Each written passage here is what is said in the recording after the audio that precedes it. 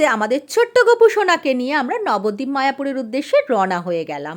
প্রথমেই আমরা এসে পৌঁছালাম মায়াপুরের ঈষৎ ভবনে। সেখানে একটু ফ্রেশ হয়েই আমরা টোটোতে চেপে বসলাম নবদ্বীপের লঞ্চ ঘাটের উদ্দেশ্যে।